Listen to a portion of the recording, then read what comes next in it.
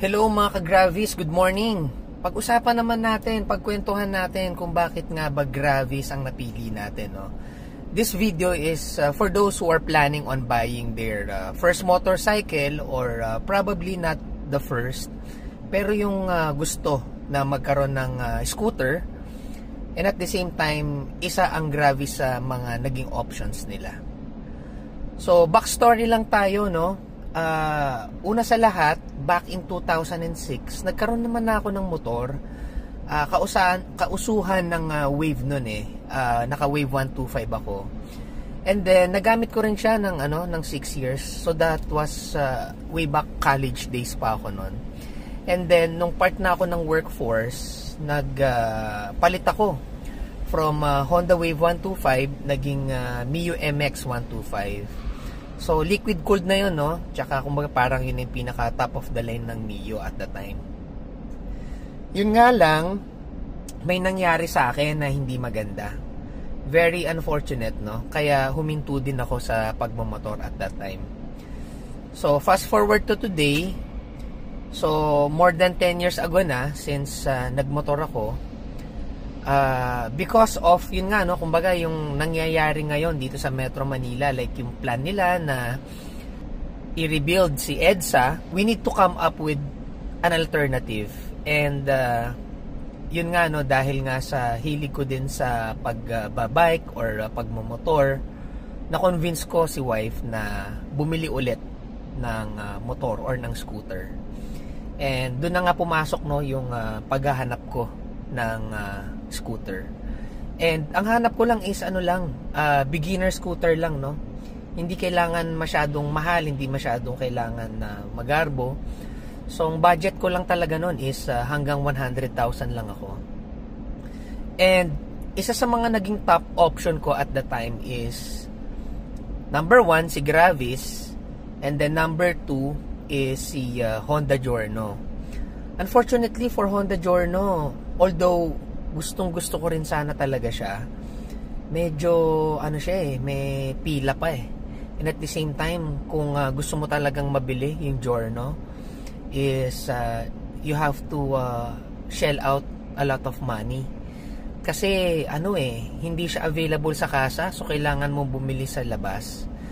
Mga tinatawag nilang mga scalpers. And usually from 102,000 pesos, nasa 120,000 yung bentahan nila, no?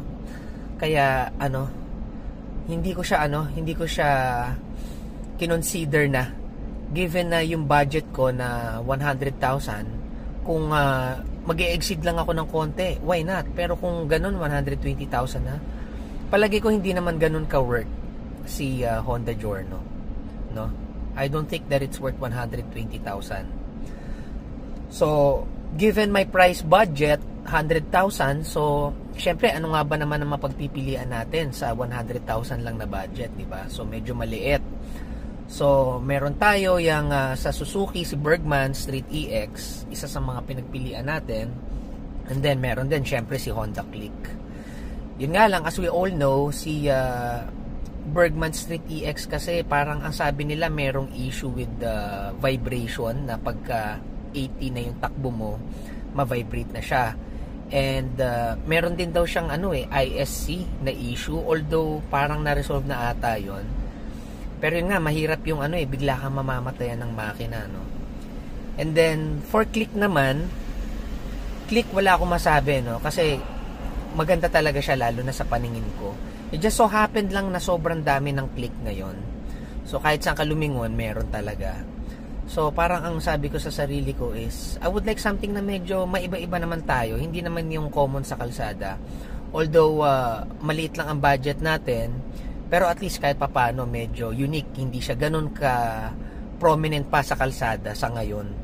Although unti-unti nakikita ko dumadami na rin siya, no? So moving forward, isa sa mga nagustuhan ko kay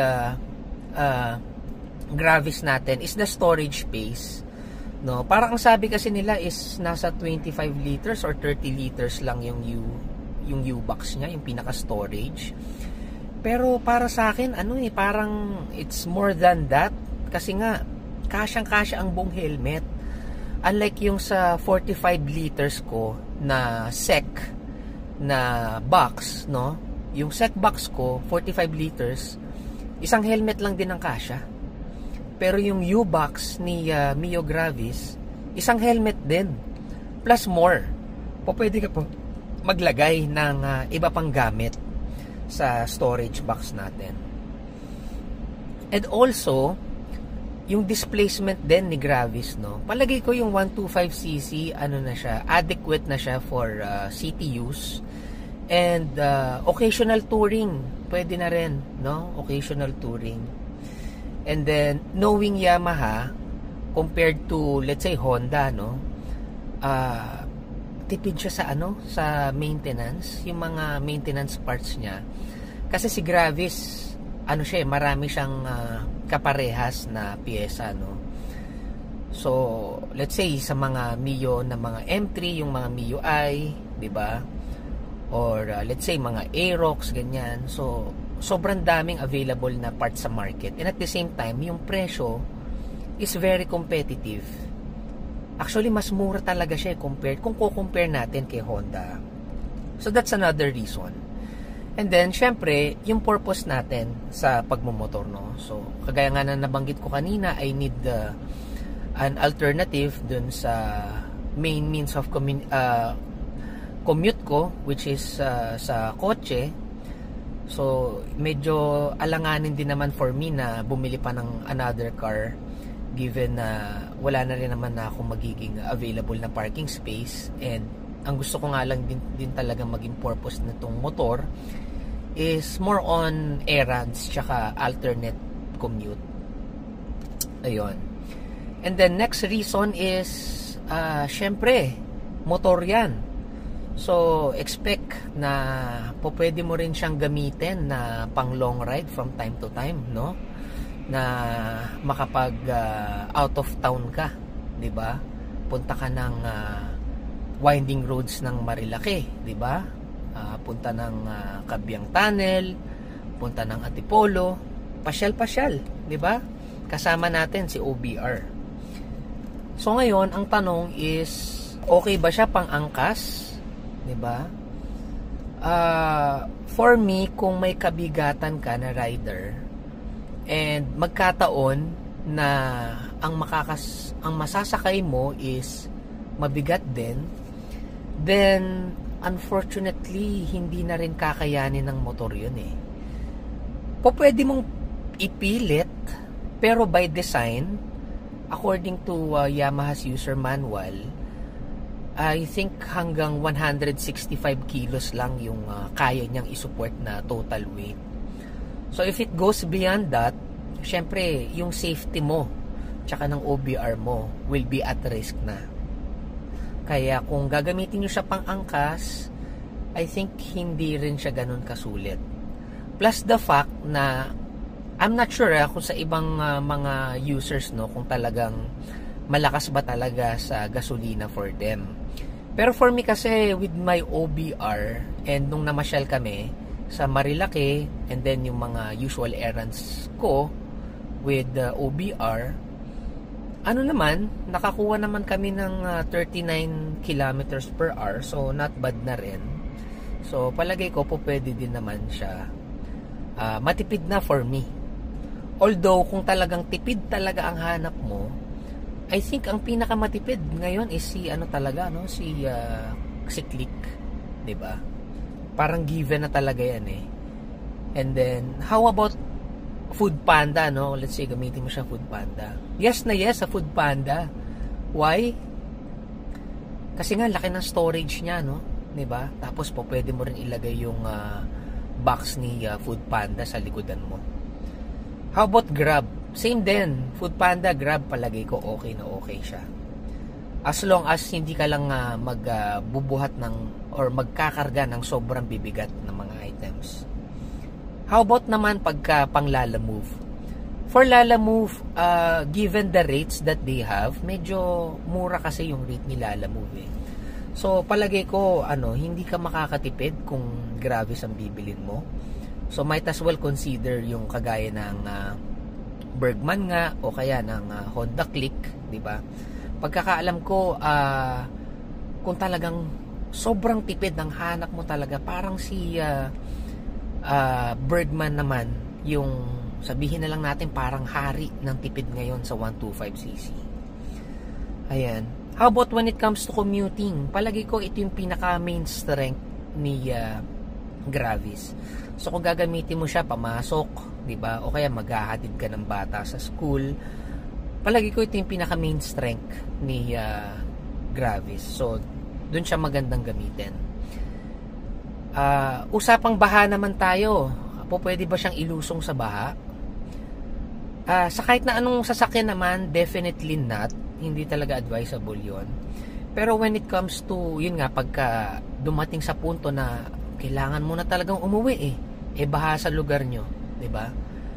As long as hindi naman siya aabutin yung yung pinaka floorboard mo, kasi yung floorboard mo is level siya dun sa pinaka tambucho Tsaka syempre marami na rin po pwedeng ma-damage no, kung sakaling abutin na yung floorboard mo.